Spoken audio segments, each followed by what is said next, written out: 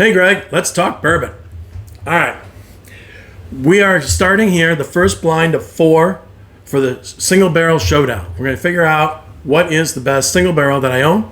I have, it turns out, 28 of them. And so I divided them up into 4 blinds of 7 bottles each. I started out with here the low proof single barrels. The other 21 are all much higher proof. And what I'm going to do is just in case, I've got the last group as my group of bangers. But what if I missed a really good bottle that's in one of these first ones, right? So what I'm going to do is the winner of this blind is going to join the next blind, and that'll go 8 wide. And then the winner of that blind will join the next blind, and then so forth. So this blind I'm going to be doing 7 wide. The next 3 will all be 8 wide. And we'll figure out what is the best bourbon that I own.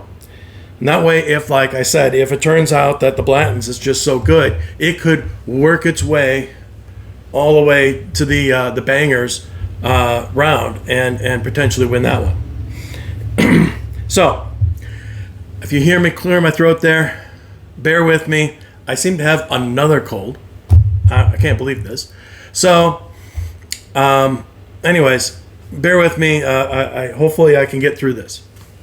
Although I do think that the alcohol should help to clear my throat a little bit. All right. So what do we got here? Well, this is, like I said, these are the low proof bottles of bourbon that I own. They do have a pretty wide range of prices, all the way from $25 up to $100. I put them in order of price. So they were $25, $56. I don't know. These cost me about $60 at the distillery. I hear now they're going for $69.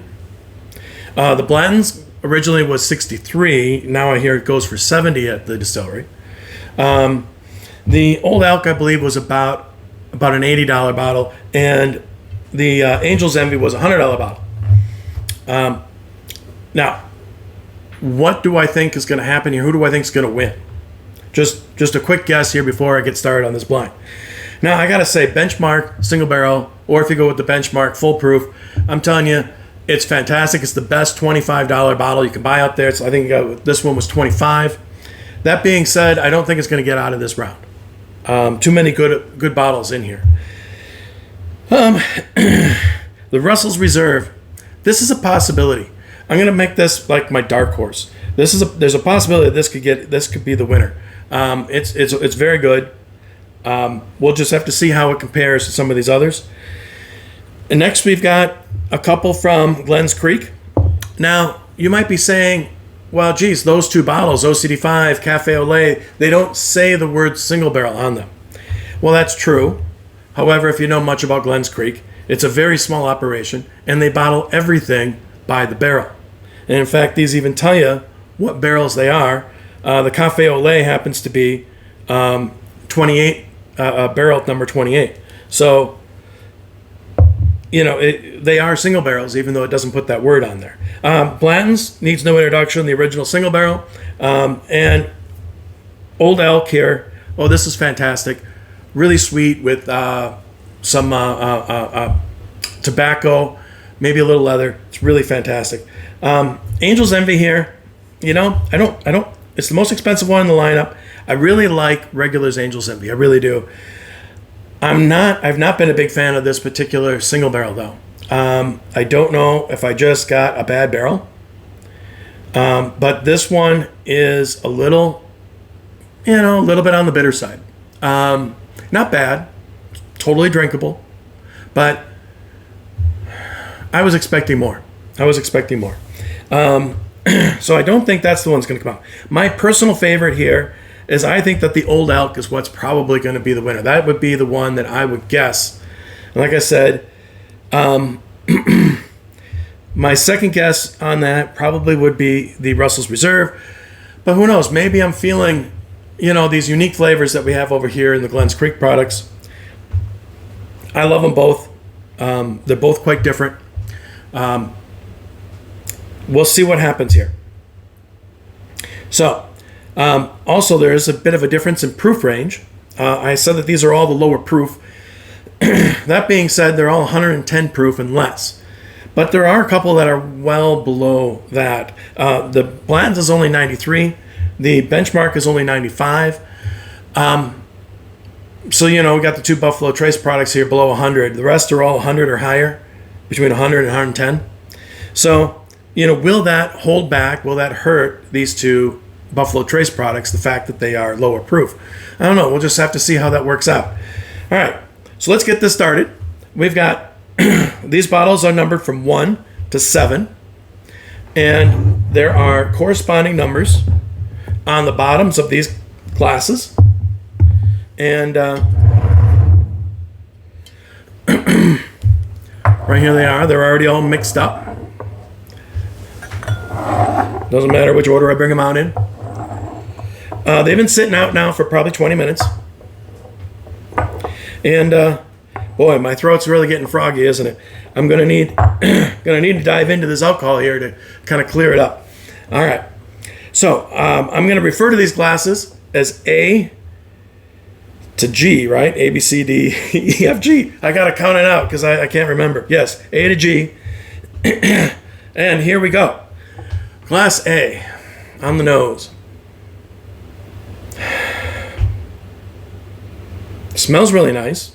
Straight up bourbon. Some of these have really distinctive noses, like the OCD5 and the Café au lait. Even the Old Elk with its tobacco. This is none of those. Really nice though. Caramel, 5 spice, maybe a little cinnamon. Touch of fruit. Not sure what fruit. Maybe some kind of stone fruit. All right. Yeah. Glass B. A little weaker nose.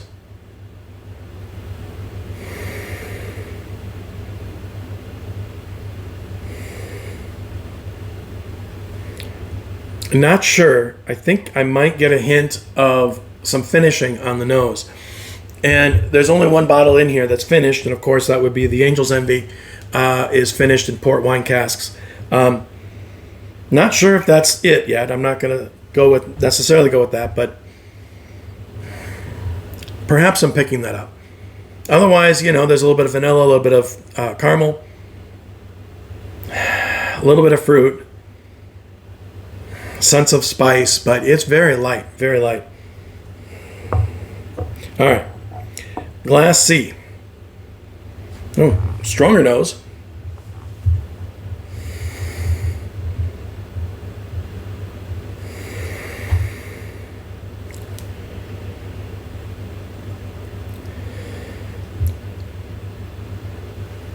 Very sweet. Vanilla, caramel. Or is that a honey?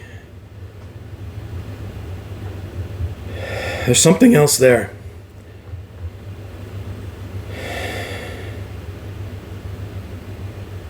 Besides some nutmeg and some cinnamon. There's a fruitiness. On one hand, I almost want to say it's banana, and on the other hand, I want to say it's a darker fruit, like a plum. I don't know. I'm kind of having a hard time pinning it down. There's definitely some fruit there. And very sweet, like confectionery sugar. All right, glass D. Wow. This one's very different. This one comes across to me as being one of the Glen's Creek bottles.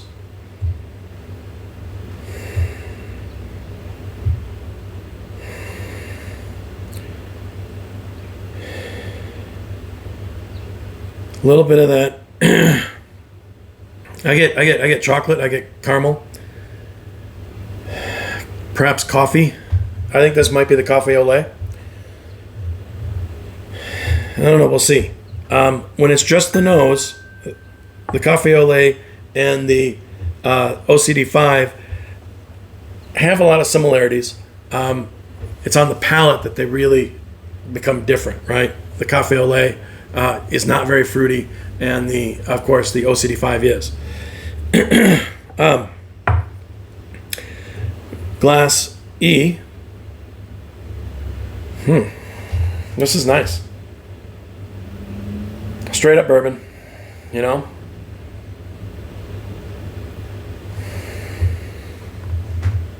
A lot of vanilla. A little bit of spice. A little bit of cinnamon. Creamy. Yeah, it's on the lighter side of bourbon. It smells really nice. Glass F.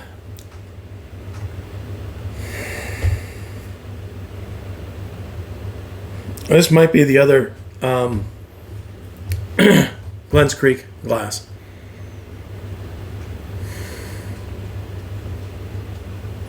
It does have a little bit of that plasticky note, but it also has the fruitiness.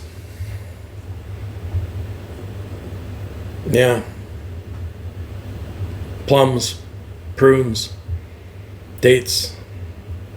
I think that's the OCD5, if I'm not mistaken. Distinctive, right? What can you do? Wow. This one's fantastic.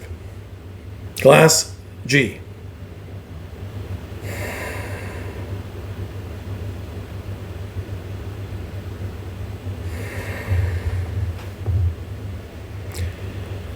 I mean, I get tobacco, I get grapes, I get vanilla, caramel. I think this is going to be the the old elk. That's what my guess would be on that nose. Pretty. I don't think there's any other bottle here that has tobacco as a note. And it probably has this glass G. Probably has the strongest nose of all of them up here. All right, let's go back through on the palate, and now finally I get to put some alcohol on this and maybe clear out my throat a little.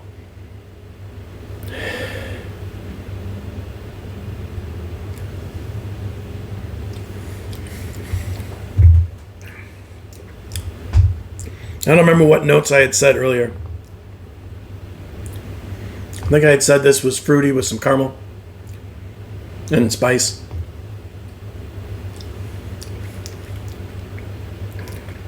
I get caramel. I get vanilla. It's fairly spicy, but not overly spicy at this point. There's also like something else in there. A little bit of fruit, a little bit of nut. I swear there's a little bit of nuttiness to this.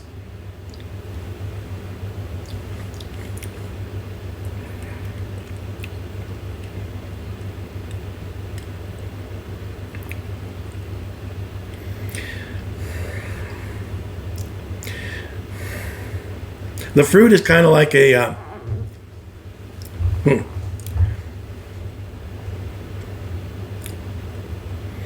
like I get, on one hand I get some pear, and on the other hand I also get some berries.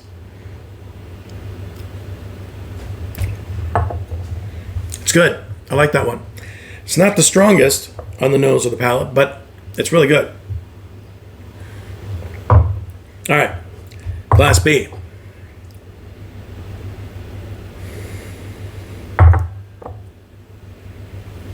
Yeah, so Class B was the one with the light nose, right? So I can barely smell it.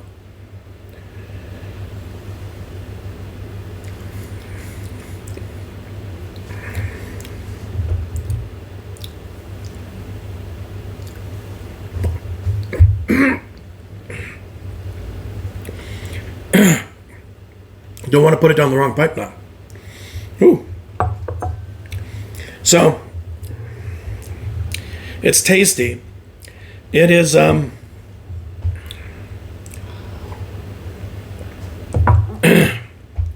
it's very light on the nose, but it's,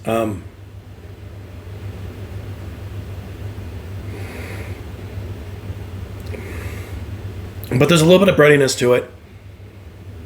A little bit of fruit on the nose. I don't really, well, maybe. That breadiness doesn't really show up on the palate, though. I don't know about that. It is fruity, though. Yeah, like cherries or raspberries or...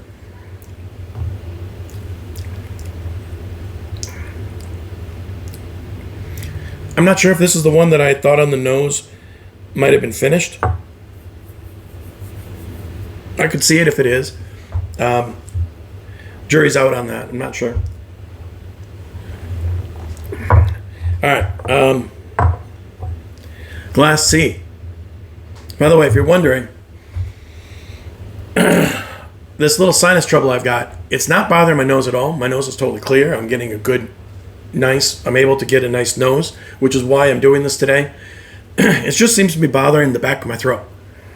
So it's bothering me, me talking here, but it's not impairing me on the nose or on the palate. And this one's not terribly strong either, but it's stronger than B.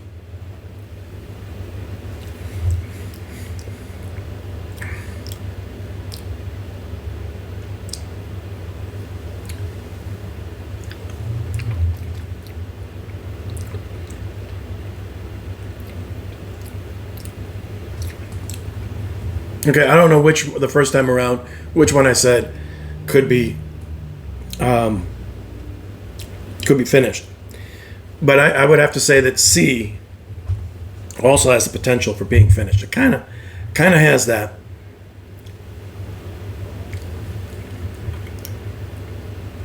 Yeah, maybe not.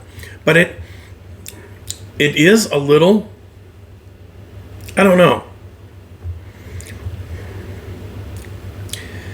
It's a little spicy. It's got the caramel. It's got the cinnamon.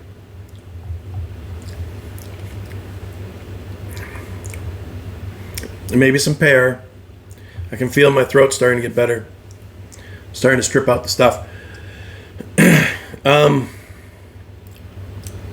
Touch of nuttiness. Yeah, I don't know about the breadiness, but it's got a touch of nuttiness. It does, though, kind of come across to me, though, as being a little underwhelming.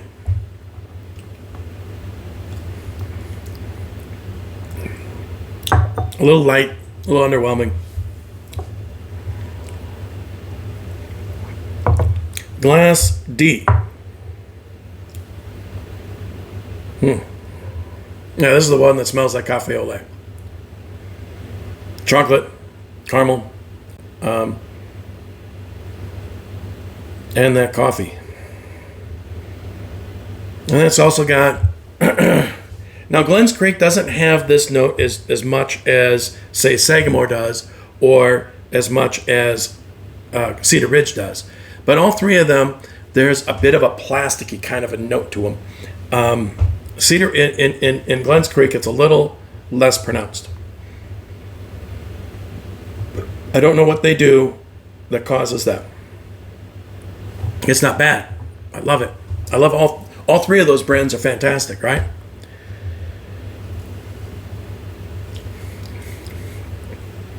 I do get a sense of fruit in this.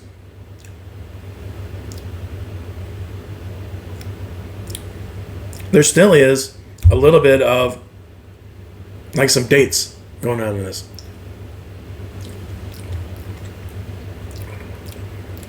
Which makes me wonder if this is OCD5 instead of cafe au lait. On the other hand, though, it's very coffee. I don't know.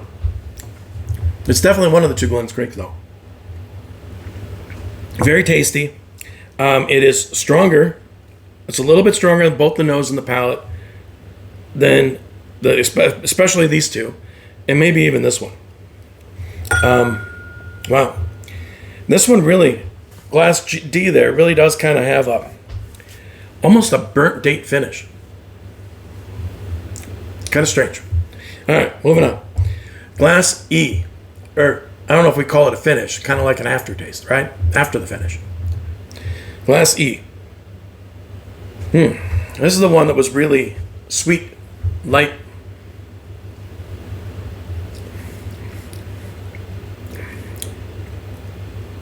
Oh yeah, vanilla, creamy.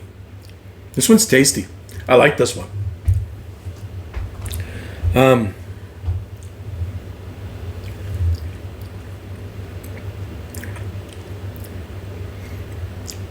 Now the spice on the second sip. The first sip, I really didn't have that spice at all. At the finish. I do in the second sip.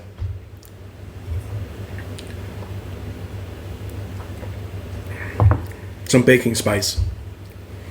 Not overwhelming.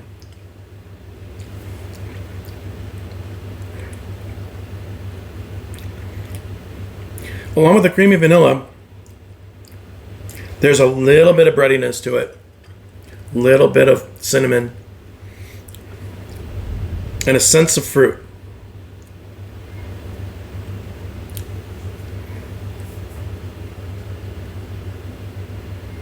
Not sure. Could be pear. Could it get into like a peach? Perhaps.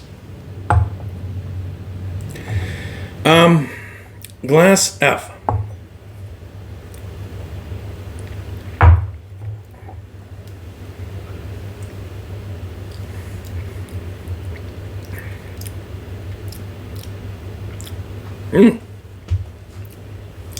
Yeah, I think I got... So this is definitely a Glen's Creek product, again. And I have it mixed up.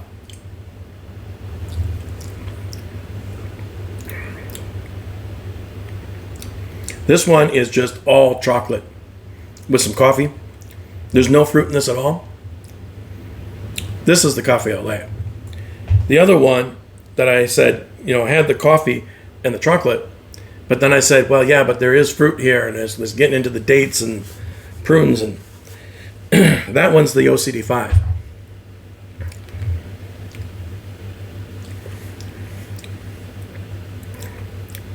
Now there's no dates, plums, and prunes in this one. It does have a light note on top of it, though, almost like a sweetness and a toasted coconut on top, like if you put a little sugar on the toasted coconut. You can get that in some baking products, right? You can get it that way.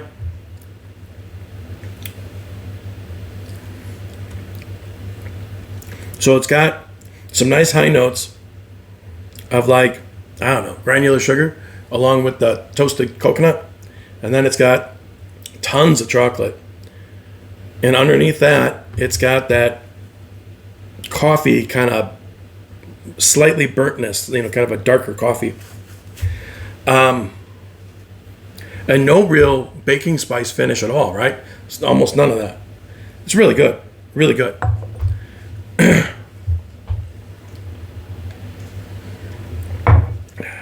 All right. Glass G. Oh, love this nose. It's the strongest nose up here. Just a little bit stronger than the two Glen's Creek glasses. Definitely has, it smells like sweet tobacco.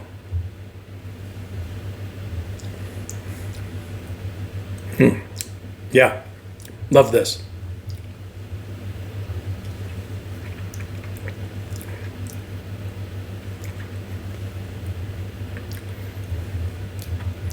Does have, a spicy finish, but otherwise it's got, like what I was saying, it's got some vanilla, it's got some caramel, and it's got that tobacco, touch of leather.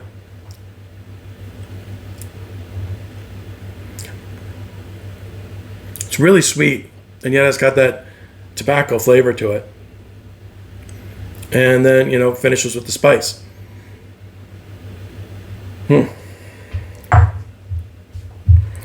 Love that. Now it's time to eliminate something. Well, I gotta say, I was underwhelmed by glasses B and C. I don't know which ones they are. I don't have guesses on those. I'm pretty sure about 3 of these glasses. I figured I would, right? I figured I'd be able to pick out the OCD5, the Cafe au lait, and the Old Elk because they're all distinctive. The others, well, the others are all kind of in that same genre of straight up bourbons. One of them is finished, but yeah, it's kind of, you don't always pick out that port cask finish, right? You don't always get that. So, yeah, anyways, these 2 are definitely amongst those 4 bottles, and I'm gonna start picking on these 2.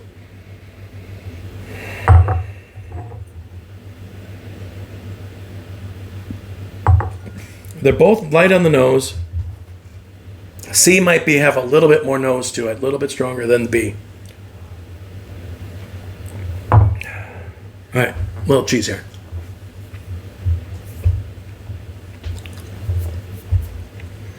Reset the palate a little. All right.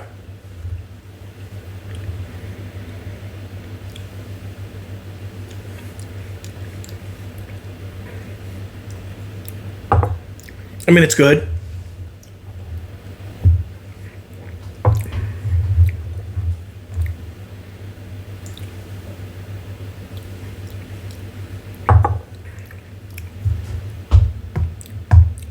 Wow.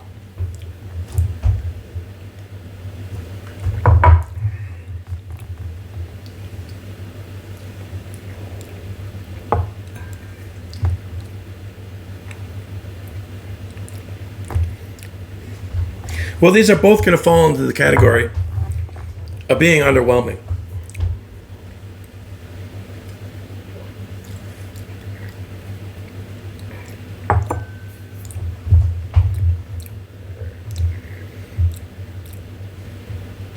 C, as I drink it,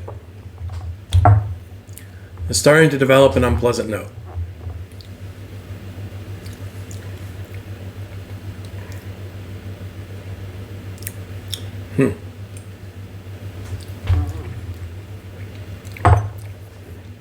Yeah.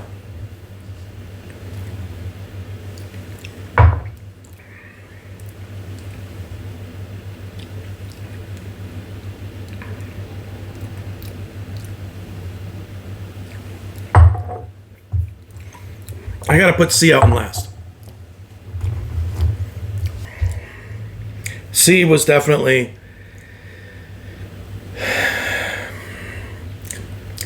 it's one of the 2 glasses I thought was a little underwhelming, but as you drink it, it starts to get a little bit of a bitter note to it.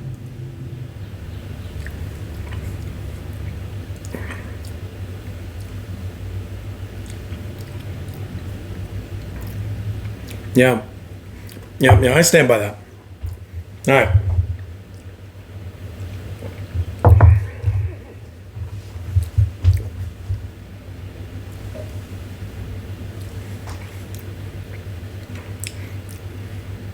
Now, A isn't the strongest glass, but it's really nice.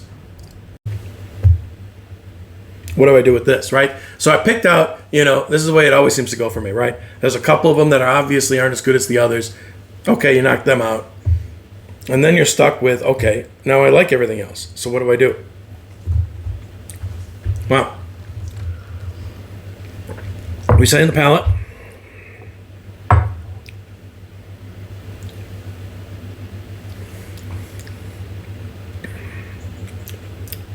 Yeah. This OCD5 is getting fruitier as I go.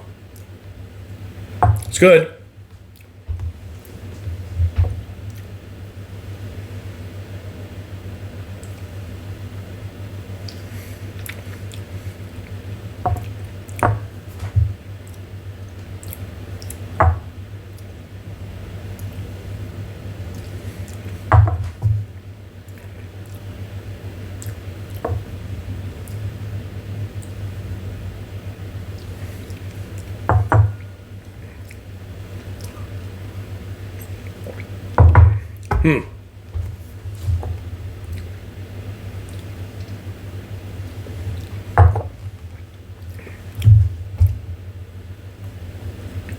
Wow.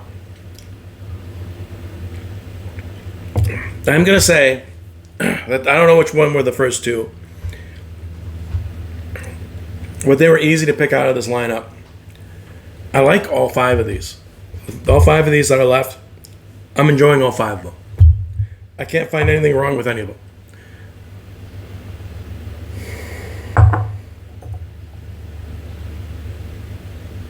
Other than perhaps, this glass E has the lightest nose of the ones left.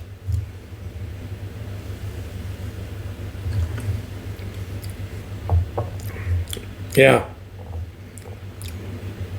I get grape and pear. I like that one. It's tasty.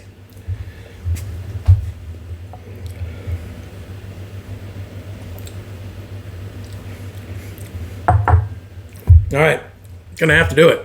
Glass E is gonna go out in fourth place, even though I'm really enjoying it.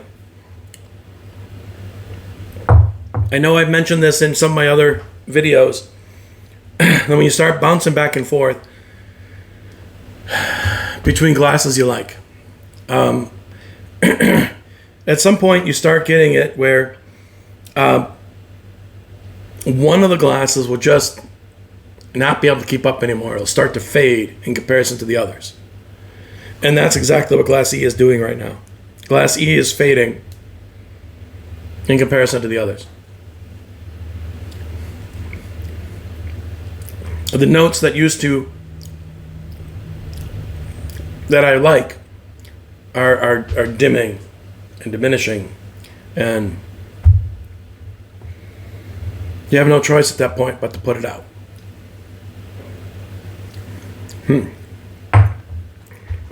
It's good though, whatever it is.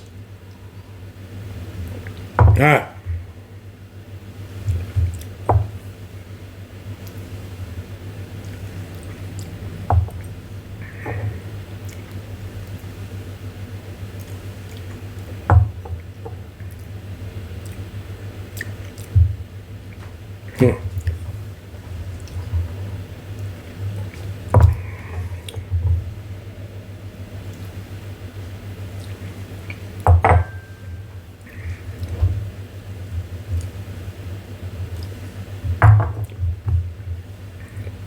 Yeah. So I have no choice here. The glass that I think is Cafe au lait,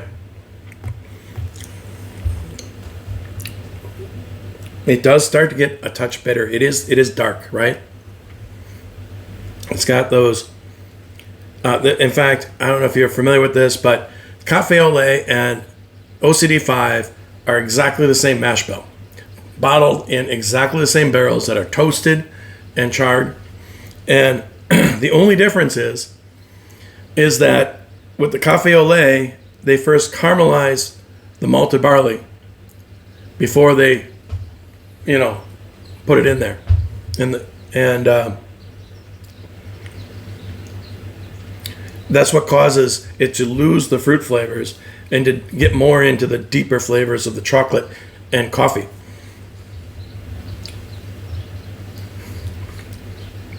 That being said, there's a touch, being picky here, right? I'm being picky. Touch of bitterness. And that's why it's going out next in fourth place. All right. I have glass A, I have glass D, and I have glass G.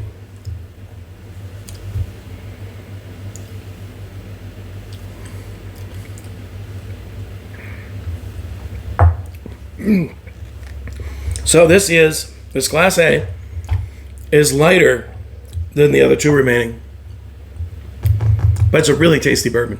It really is.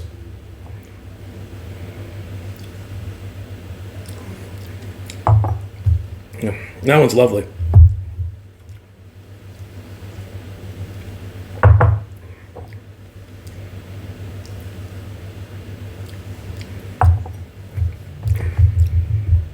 I'm going to put glass E, or no, D, sorry, D. The glass that I think might be OCD 5, I'm going to put it out in third place. Not feeling it. Love it. It's one of those bottles that I think I've always got to have on my shelf, right? When I finish this bottle, I'm going to buy another one. That being said, it's not what I'm looking for today, I guess. So I now have left A and G, and I think I already know how this is going to work out.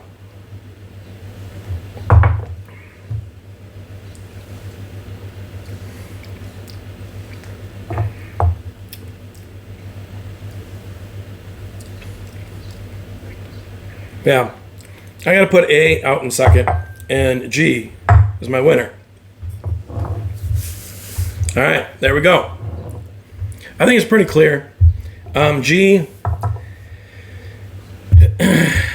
I found G to have the best nose, had the strongest nose, had the nicest notes. It's the one that I thought was the most, you heard me say it was lovely. It really is. I thought it was heads and tails above all the rest of these. Maybe not necessarily at first. I thought it was a little better at first. But as we went in this and it continued to taste them, it just continued to separate itself. So there we go. And as you know, I think that one's the old elk, but we'll find out. So in seventh place, number 5. Holy smokes. The one that I thought was starting to develop maybe a little bit of a bitter taste, but wasn't sure. I don't know. But I decided to put it out because it had one of the lightest noses. Now, it doesn't surprise me that this was the second lightest nose because it is only 93 proof. And it's up against some other ones here that are 110.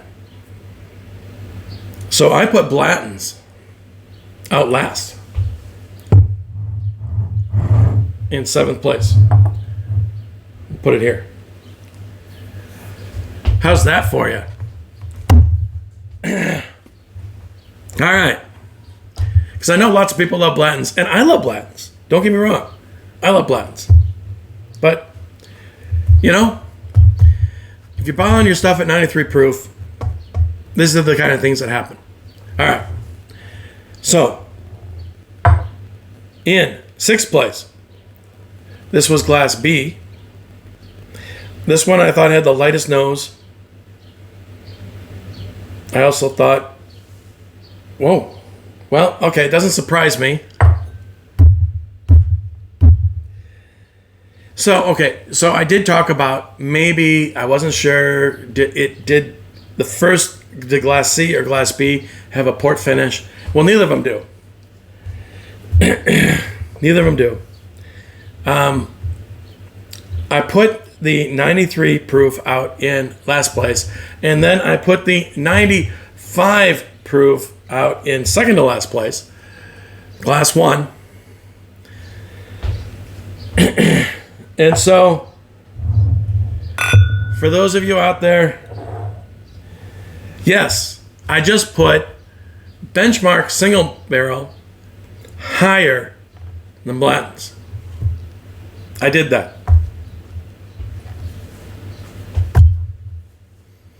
You just can't make this shit up. All right. I don't know if you think that's funny. I think that's funny. All right. Here we go. In 3rd place, number 7. Well, there it is. I thought this was going to be in the bottom 2. It's in the bottom 3. Angel's Envy going out in 3rd place. Now, I never did pick up on the port finish. I never did.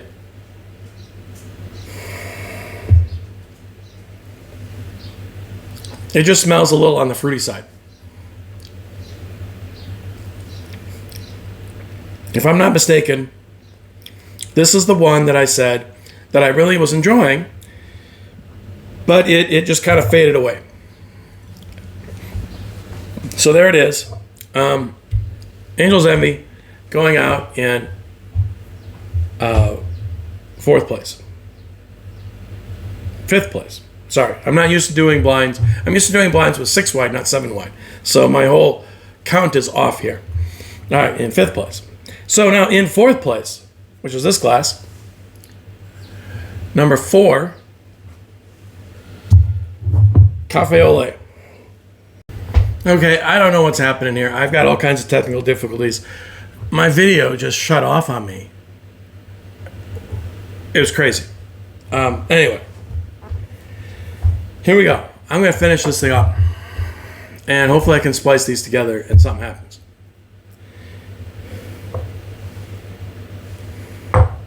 So I was talking about OCD5 and how I really like it. And it's got the pears, or there's pears. It's got the plums, it's got the prunes, it's got the dates. Really is good. In 2nd place, number 2, Russell's Reserve.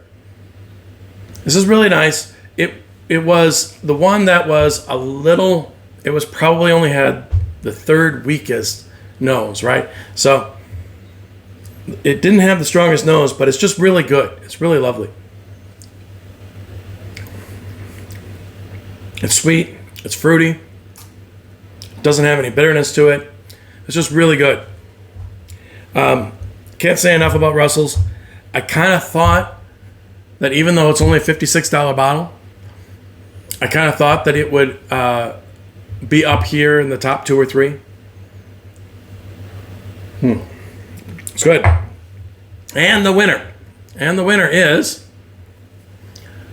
bottle 6. By process of elimination, that is, of course, Old Elk. So indeed, this glass was Old Elk. I don't know how it could not be, right? It's sweet, confectionery sugar, vanilla, tons of vanilla. Along with that, really distinct tobacco note, a little bit of leather.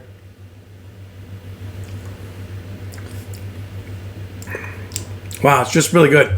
Has the strongest nose of all of these. And maybe the strongest palate as well. It's just really tasty. I know that some beginners aren't into the tobacco-y, leathery, earthy notes. But as you get into this, there's a number of them like Elijah Craig that are down that same path. And wow, it's just really good. Really good. I really like this bottle. As you can see, I've drank a fair amount of it. I don't know how much longer it'll be with me because once I allow myself to just go ahead and go at it, it'll be gone, right? So, anyways, there you go. There's my lineup. The Old Elk single barrel bourbon is going to be moving on and we'll be joining the next blind, which is the $7 and less blind. Now, I got to say, in that $70 and less blind, now, Old Elk will be the lowest proof, but it will also be more expensive than any of them because this was like about $80, $85. So, I don't know. This could potentially win that next blind. It could. But we'll find out. Try to do that one next week. So, there you go. There's the first blind of 4 in the single barrel showdown. And we will hopefully figure out here what is indeed our best single barrel. Peace out.